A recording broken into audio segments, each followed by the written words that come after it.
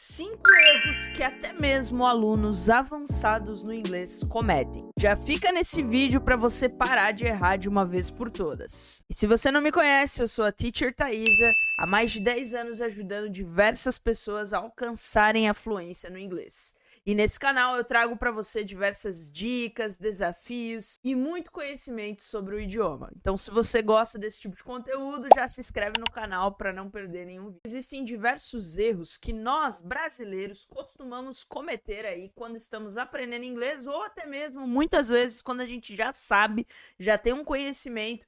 Como eu falei no começo do vídeo, até mesmo alunos avançados cometem esses erros que eu vou mostrar aqui para vocês. Primeiro erro que nós brasileiros costumamos cometer aí na hora de estudar inglês. A gente não presta atenção com os false friends. O que são os false friends? São palavras, galera, que ele tem uma escrita e uma pronúncia muito parecida com palavras no português. Só que, na verdade, no inglês, essas palavras elas têm significados totalmente diferentes. Por exemplo, a palavra pretend.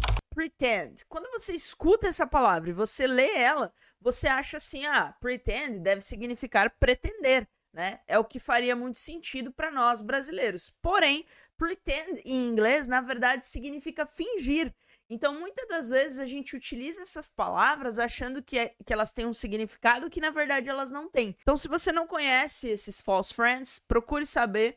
Inclusive, eu vou deixar na descrição aqui o link para o meu site. Lá no meu site tem um blog onde eu coloco diversas dicas muito mais aprofundadas, com muito mais conteúdo lá para vocês. E lá dentro desse blog tem uma matéria específica sobre false friends, com uma lista lá dos principais false friends para você aprender. Segundo erro muito comum que os brasileiros cometem bastante, que é falar I have 20 years old. Basicamente, a gente usa muito have, querendo indicar a nossa idade. Só que no inglês a gente não usa have para falar de idade. No inglês a gente usa verb to be.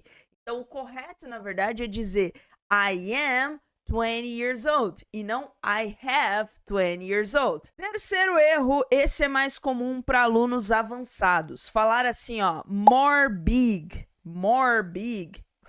Bom, basicamente no inglês, quando a gente pensa em comparativos, né, eu quero dizer que algo é maior que outra coisa, ou enfim, a gente tem os adjetivos, como por exemplo, big seria um adjetivo, só que no inglês, adjetivos com menos de 3 sílabas, ou seja, adjetivos pequenos, a gente não utiliza o more antes desse adjetivo. A gente basicamente não usa o more, escreve o adjetivo normal e coloca no final ER. Então, por exemplo, no caso de big, é um adjetivo pequeno com menos de 3 sílabas, então eu não vou falar more big, eu vou falar bigger. Então, se eu quero dizer que essa garrafa é maior que aquela, eu vou dizer the bottle is bigger than the other one. A gente não usa more big nesse caso. Então, esse é um erro que muitos alunos avançados cometem.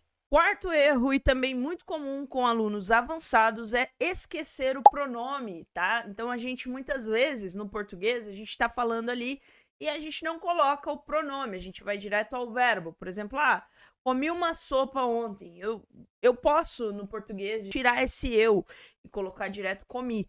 No inglês, a gente também pode, mas em contextos muito informais, tá? Geralmente, a gente sempre tem que utilizar o pronome junto com o verbo. Então, isso é a forma correta da gente falar. Claro que em situações informais, com amigos, coisas assim, você até pode, em alguns casos, não utilizar o pronoun, mas ele é muito importante aí de estar sempre acompanhando junto com o verbo.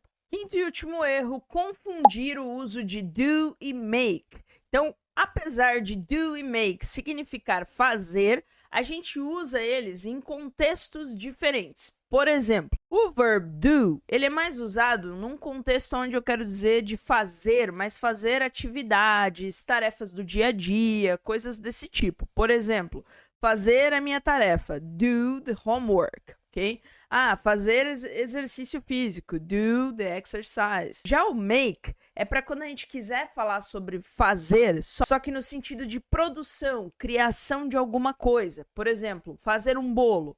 É uma produção, é uma criação de algo. Então, make the cake, ok? Ou tomar uma decisão certo? Make decision. Então, basicamente, essa é a ideia. Do mais para tarefas e atividades do dia a dia. E make mais para criação e produção. E aí, qual o erro que você mais comete no inglês, hein? Comenta aqui embaixo. E se eu te ajudei com esse vídeo, não esquece de deixar o like, se inscrever no canal para você não perder as próximas dicas.